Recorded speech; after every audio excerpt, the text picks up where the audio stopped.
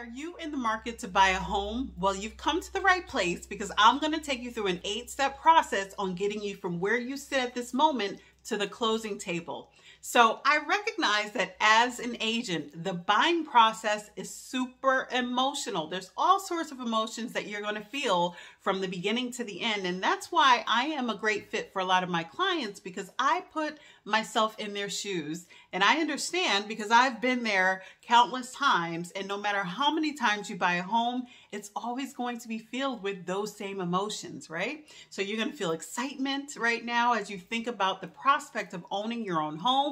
Then you're going to feel a little bit of nerves. You're going to feel a little overwhelmed, by all of the things that you're going to have to do throughout this process to help get yourself forward. But you know what? Along the way, that is my job as a realtor. As a buyer's agent, I, again, like to keep myself in your shoes because I understand where you are. I understand what you feel. And it's my job to make sure that you are equipped all along the way. So this video is going to walk you through from A to Z and help you get those keys, because that's what we want, right?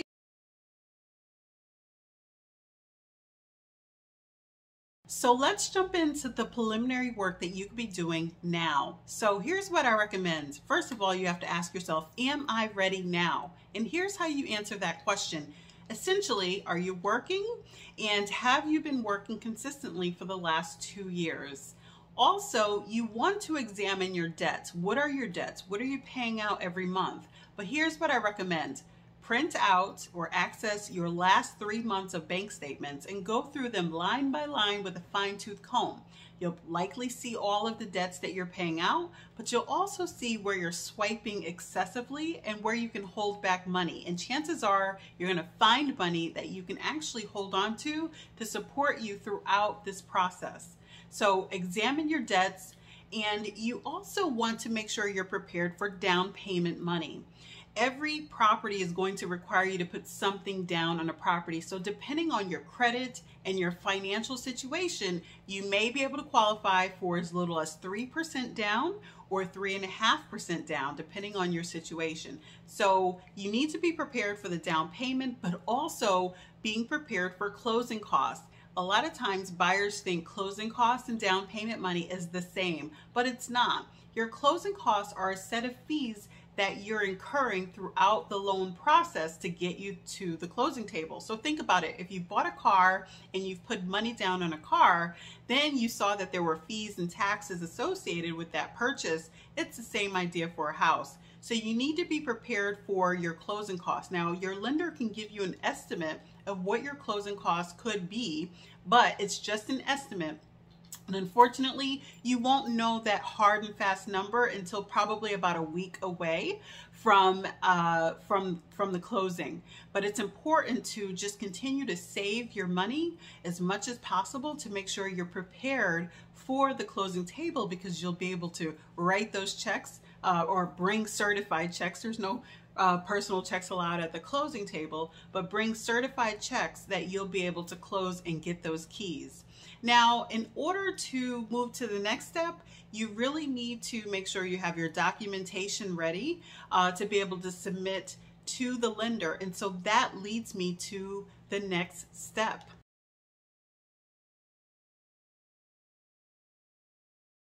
Congratulations, you are now ready for the pre-approval process. Yes, this is the very beginning of really getting that ball rolling and getting that snowball effect that leads you to those keys. This is where you pick up the phone and you call a lender. Yes. So if you're looking to buy within the next 3 months, I recommend getting pre-approved now so that you know your numbers. I do not recommend that you go out and look at homes before you're actually pre-approved for a home. That way you're not getting emotional about the properties that you see and then unfortunately find out you don't qualify for them. So go out and get pre-approved. I work with some really great lenders that really take care of my clients. So I'd be happy to recommend you to a local lender and or shop for a lender of your choice. Ultimately, you have to be happy with whoever you go with. So now it's time to pick up the phone, call a lender, and get pre-approved. They're going to ask you to fill out an application. They're going to run your credit. They're going to ask you for documentation such as your pay stubs, your bank statements, maybe tax returns, all sorts of things that will help them do a deep dive analysis to ensure that you are actually right for any of their loan products. And so it's really important that you get that done. Now, pre-approvals do expire after about 90 days, in some cases 60 days. So it's important to ask the lender, how long do you have to be able to find a home? But don't worry, if you don't find a home within a 60 or 90-day window, you'll just have to resubmit those documents, or some more later documents like your latest pay stubs, and they'll have to rerun your credit again.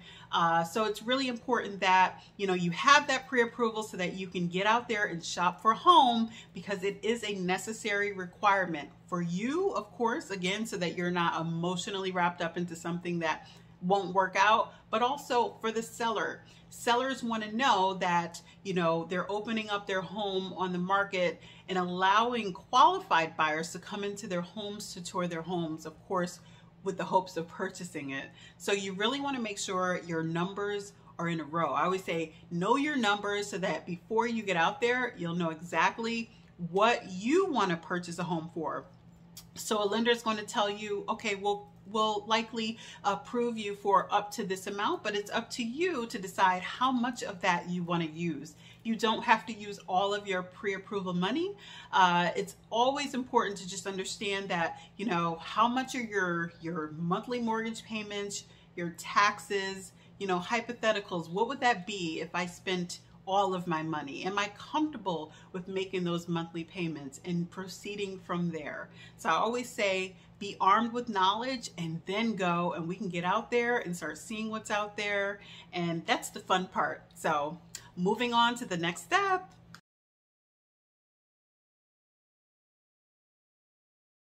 Now, the next step is about the tools of the trade, right? So there's all sorts of consumer websites out there that give you access to the latest and greatest property listings on the market, which is awesome. Keep in mind that those properties do feed from our realtor MLS websites. So keep that in mind.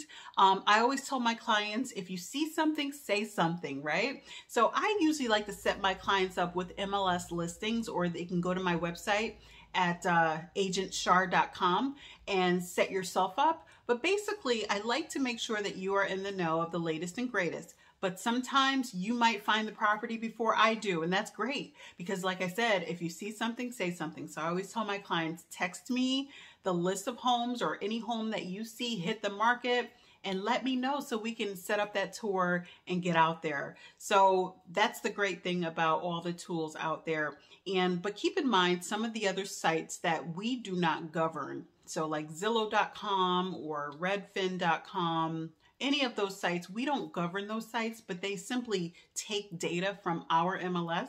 So sometimes you might find a property there that really is not on the market or not available. So if it says something like contingent or pending or under contract, those are properties that have already been taken. Sometimes though, the seller is looking for backup offers. So sometimes they'll still allow us to schedule, but not always. So keep that in mind. So if you do send me a link of a property that is really not available, I'll let you know. And sometimes I'll reach out to the agent as well to see, hey, are you accepting backups? Can we get in there just in case, your deal falls through? Sometimes they say yes, sometimes they say no, but just keep that in mind. Okay, moving on.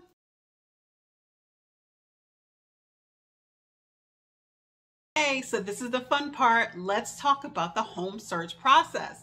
This is where you get out there and you start touring properties. Now, of course, I'm sure before you even go, you have an idea of what you want. You have an idea of whether you want a fixer-upper or a turnkey that's already updated. You know how many beds and bathrooms you're looking for. You know whether you want, a lot of land or not as much land, whether you want to live in a single family property or a condo. You have all of these ideas in your mind before you get out there. So this is an opportunity for us to sit down first and have a conversation. Of course, we can talk over the phone and talk about what it is you want in a property, and then get at it, right? And start scheduling those tours and meeting up and checking out those properties. So that is the fun part. Now, don't be surprised, I've been an agent for quite some time, so don't be surprised if what you started out looking for is not what you end up falling in love with. So be patient with yourself. And I always tell my clients, when you walk into the property, you're going to know it. You're going to feel it in your gut. You're going to feel amazing. You're going to start to visualize yourself waking up there every day and having family gatherings and creating memories. You will know when you find the right house. And so that is the fun part, is just getting out there. I love to go on property tours. Sometimes my clients are available for 4 and 5 properties a day. That allows them to really see what's out there in the same day and sort of compare what it is they liked about one property versus didn't like about another. But also keep in mind that, you have your checklist in your mind, but you're probably going to find that there's no one house that's going to check every single box. And what'll end up happening is that you'll start to, compromise a little bit. Of course, everybody has like their non-negotiables. Here's what I'm not going to settle with, right? But you'll find that, this doesn't have this, but that's okay because I can either create that or I don't really need that. So you'll start to be a little bit more flexible with yourself, but that's okay. It's ultimately about you finding the one that you love and can love for quite some time. So let's get out there and let's go, because I'm ready.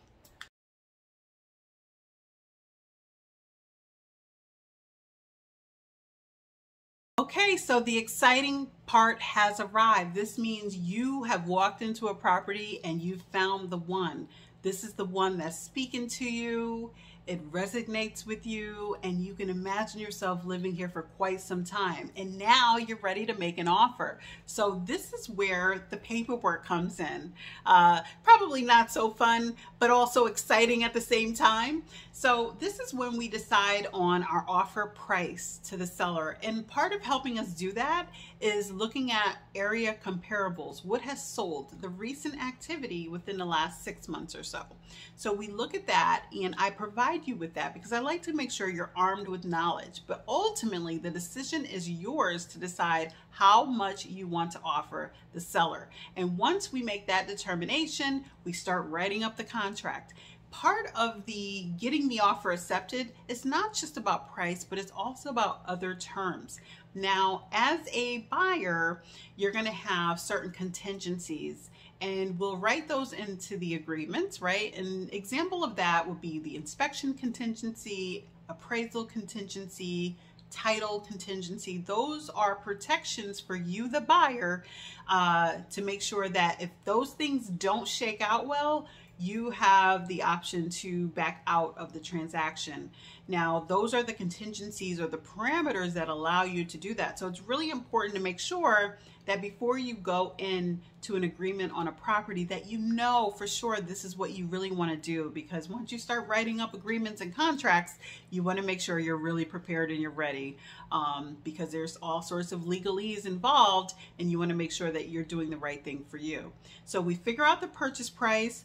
We determine how quickly you want to get those inspections done. In Connecticut, it's anywhere between 5, 7, 10 days depending, but no more than 10 days. We determine how quickly you want to close on the property. In Connecticut, it's about at least 30 to 45 days, which is standard. And so really in hot market, 30 days is really recommended in terms of submitting an offer. So we determine your close date, again, 30 days or so, your inspection date, and we also determine what your earnest money deposit will be.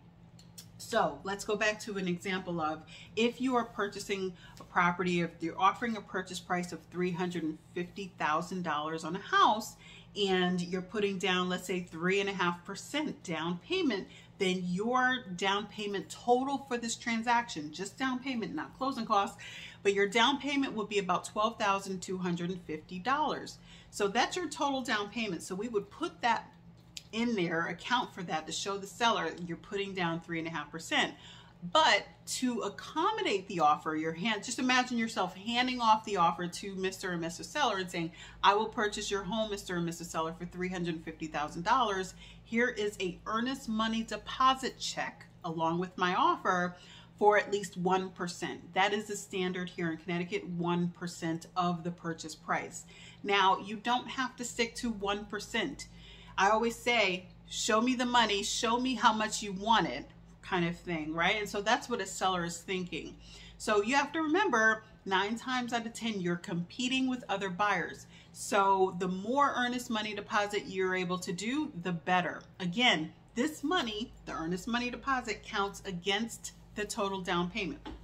So remember, I mentioned your total down payment of being $12,250. If you were to do a 1% earnest money deposit, then you would be submitting a check to the sellers for $3,500, right? So $3,500, and in the balance of down payment that would be due at closing, it would be $8,750. So $8,750 would be the remaining down payment. So again, the earnest money counts against your total down payment, and you are able to essentially move forward with that check.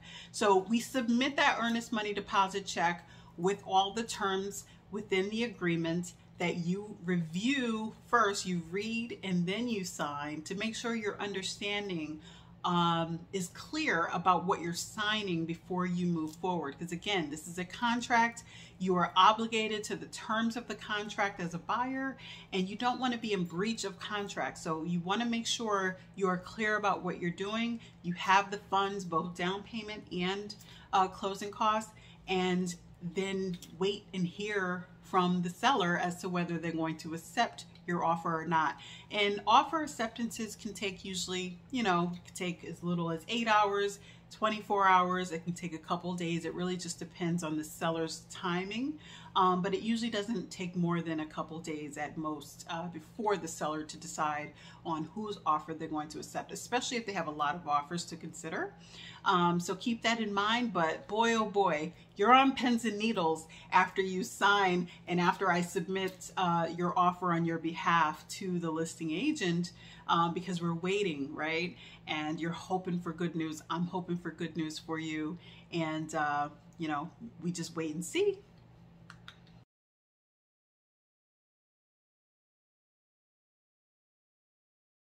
Okay, so we just got good news. Let's just say we got good news. Your offer has been accepted. And so now we move on to the next phase of this process, right? It gets real now because now you've won the bid, and now the due diligence, or sort of that contingency period I was mentioning. So you have your inspection contingency, your appraisal contingency. We start to enter in all of those contingency periods as well as your title contingency. So really the first up to bat will be your inspection, right? So we want to get that inspection scheduled the moment we hear that your offer has been accepted. And again, based on the terms of the contract, if we said we would get that inspection done within 5 days, we have to do that, or else we're in breach of contract. So we make sure I support you in scheduling that, or at least finding out who's available. And then I like for my clients to get on the phone with the company to talk through the process so that they understand who they're hiring to come out. Again, it's an independent company that you're hiring. Inspections can cost about $500 or more, depending on all the types of inspections you have done. And, it really could go all the way up to about $1,000 or a little bit over, depending on whether you're just doing a general building inspection or you're also adding on a septic inspection or a well inspection. Those are all separate inspection companies, so it could really add up. So you have to be prepared for that out-of-pocket costs that it's taking before you even own the home. but it's a really important cost because it allows you an opportunity to understand how healthy the home is for you, and whether there are any major issues or major repairs that the home needs that'll need to be addressed. Now, I always say every home has a list. There's no perfect home out there that needs nothing. There's going to be a list, but the question comes down to is how critical, how concerning are those things that come up in the inspection report? If they're minor, great. We can all work with that, right? But if it's major, like the roof, that maybe there's a roof leak, or maybe there's foundation issues or electrical issues or plumbing issues, those are important health and safety issues that everyone cares about, right? Otherwise, you wouldn't be able to enjoy the home so well. So we really care more so about the important elements of a home, and how, you know, and so that's what we are really looking for, the overall health of the home. And so the inspector will come in on the appointed day. It usually takes about 2 hours or so, depending on the size, square footage of the property. And they will come in and inspect the property and, you know, make sure that, you know, just see what's going on with it, right? And then by the end of the day, you'll have an idea based on what the inspector found, whether there's any concerning issues, but you have to wait for the full report, which could come out about 24 hours or so after the actual inspection. And when you see the full report, you'll see everything that was noted about the property, all the great things about it, all the things that are maybe of major concern, or maybe things that are minor, but you know, maybe they're saying, oh, this is something you'll have to look at, you know, down the line, or I recommend maintaining it and doing X, Y, and Z. And so you'll have a really good, clear idea as to whether at that point you feel like this is a home for you still, or whether it's something maybe it's a little bit too much and you want to back out. But that is your opportunity to do that, as long as we are adhering to the contract dates that we originally wrote up. And at that time also, if you decide to move forward as well, your earnest money deposit check is likely already submitted. So we've submitted it initially, which was really just a copy of the check. But once your offer is accepted, we have to actually take the physical check and submit it to the seller's attorney. Generally in Connecticut, Fairfield County, the seller's attorney will hold the check in open escrow, and that makes it a legally binding transaction, right? So it's important that that check goes in. Otherwise, you really don't have a transaction in play. So it's really important that we have that taken care of as well. But I keep you on task and let you know, here's what to do when, here's what we need when, because I understand that as a buyer, you are not thinking of all those things. This is my profession, and I understand, you know, the components of it. And so it's my job to be there to hold your hand and make sure everything is moving smoothly and that everything is accounted for. So that is your inspection stage after you have had your offer accepted. And at that point also, your lender has to know. So your lender will get an executed contract, which means that the seller has accepted your offer, has signed your offer, and your lender and your attorney gets copies of that so that your attorney can start to do the work on their end with the title and making sure that you are satisfied with all the terms of the agreement, because there is a certain little window that you have where you can potentially make changes, but it's important that we are adhering to those dates. Same, the lender will start to do their work as well, and making sure that they start to now do all of their work on the property to make sure that it is a property that they will want to lend on. And part of that will be the appraisal. They would order an independent appraiser to go out to the property, usually within a week or so after acceptance, and that appraiser will do all of the work that they're required to do, which is a deep dive analysis comparing your property to similar properties, similar in size, similar in build, similar in design, and they compare it and they determine an opinion of value, right? An estimate of value of the property, and they report that back to the bank. And of course, the bank will look at that and say, okay, you're purchasing it for $350, it's worth $350, perfect. If it comes back lower, and the bank finds that the property is worth only 300 and you're trying to purchase for 350, we're going to have to renegotiate and readjust those numbers.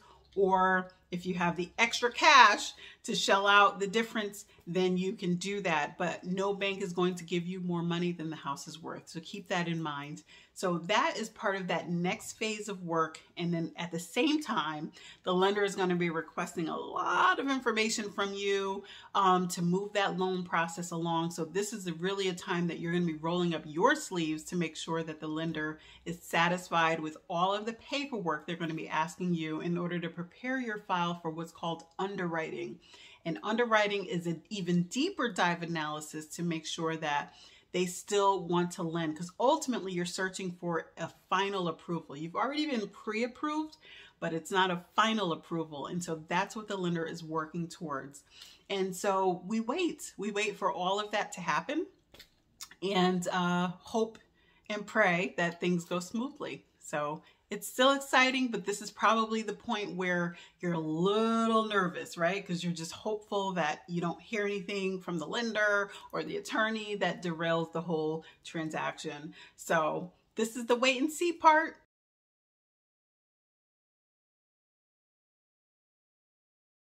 So I'm going to say congratulations again, because now we've gone through the inspection successfully and we've probably negotiated some repairs with the seller, and the appraisal has checked out well. Everything is fine there. The title search came back good. There's no liens against the property already, besides maybe a regular mortgage. There's nothing, you know, really bad that was found. So now we are moving towards the closing day. And this is where the lender and the attorney determines what day that will be.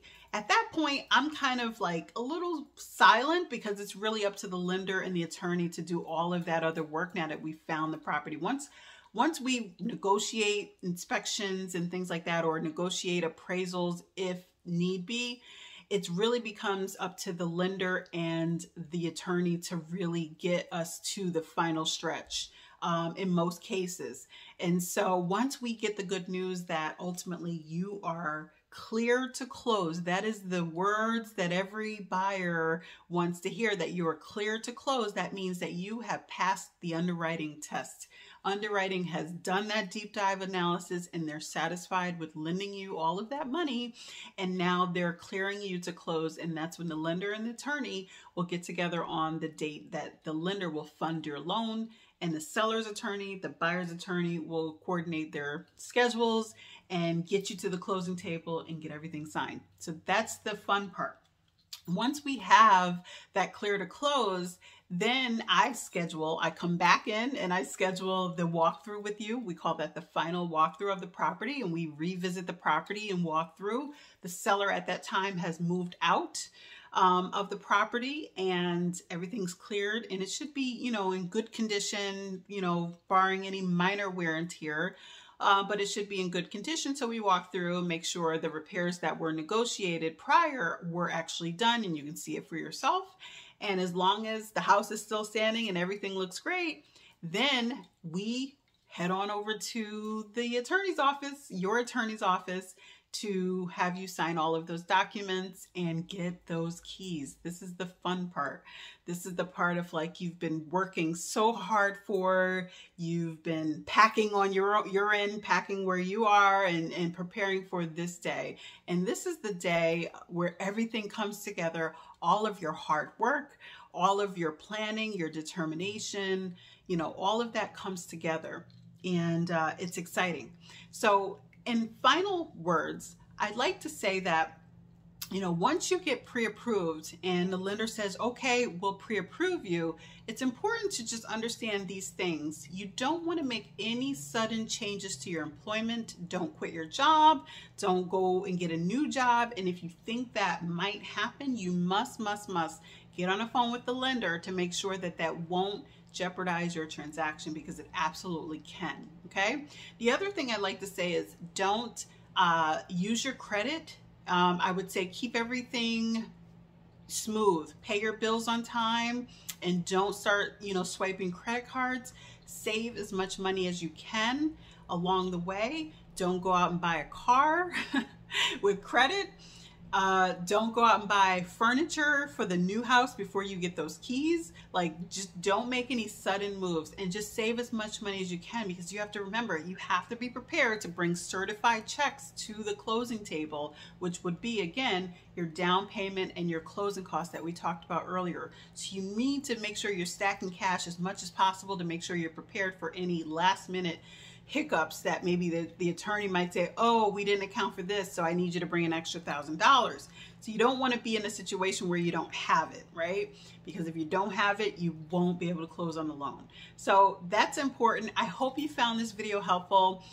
If you are ready to buy, call me. My website's on the screen. Give me a call and let's talk about your goals. Now that you've walked through this video, you have a good overall view of the process. Now, as your agent, I don't, expect you to remember every nook and cranny detail of this. I gave you a high-level overview. So it's my job, again, to make sure I walk you through. But hopefully this served to be helpful to you. And so when we get on the phone and have, a chat or we see each other, you'll probably have some questions that were formulated through watching these videos. And that's where I like to just jump in and help you, right? And get you on your way. That's why I'm here. I love what I do. I've bought and sold houses as a realtor, but also my own personal self. So I totally understand what it's like from a buyer's perspective, also from a seller's perspective, to go through that process personally. And so that's why I'm here. I love what I do. I'm passionate about what I do. And I'm happy to help in any way I can. So I can't wait to get out there with you. And don't hesitate to reach out, call or text, and let's get on the phone and get to the next level, get to the next step in the process and get you out there and touring and ultimately getting the keys. Take care, and until the next time, bye.